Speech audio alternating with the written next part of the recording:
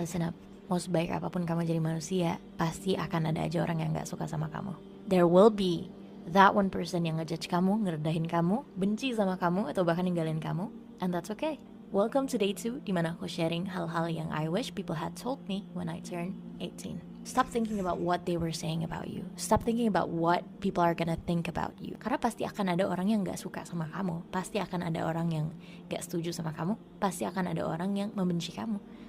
And that just proves that you have your own ideas, you're a person of your own, dan kamu tuh bukan kayak chameleon yang ngikutin orang sana sini. Dulu ketika aku pertama kali pakai hijab, pertama kali aku pakai handsock dan lain-lain, mungkin kalian pikir everything went smooth, tapi enggak. Banyak orang yang sebenarnya ngejudge, banyak orang yang sebenarnya ngatain things yang aku nggak bakalan expect dari orang-orang, apalagi orang-orang yang aku kenal, orang-orang yang dekat sama aku. Ada yang ngatain aku kayak ninja, berlebihan, lebay, dan lain-lain. And at first, aku kena impactnya. Aku ngerasa kayak, apa ya? Apa ya aku semenyeramkan dan seberlebihan itu? But then, along the way, I was like, tapi kalau misalnya aku milih untuk nggak ngikutin, efeknya apa ya? Ternyata nggak ada efeknya. Nggak ada efeknya di hidup aku. Like, if I just chose to mute whatever they're saying to me, turns out I am still alive. Newsflash. This is what I kept in mind. Karena ketika aku meninggal, aku bakalan sendiri dalam kuburan aku.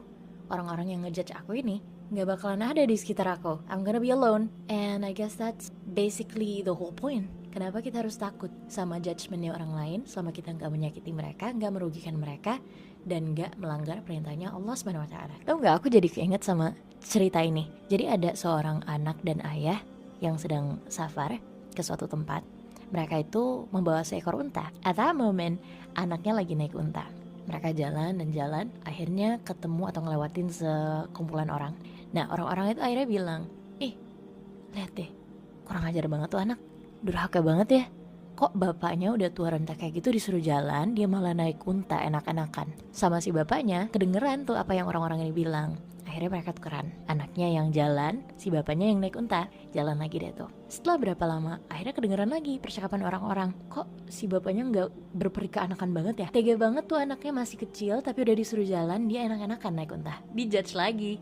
Akhirnya mereka berdua kayak, yaudah jalan aja yuk biar gak diomongin lagi, biar tenang gitu perjalanannya.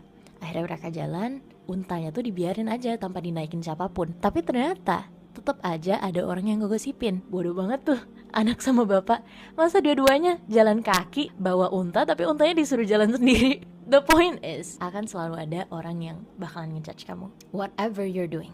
Dan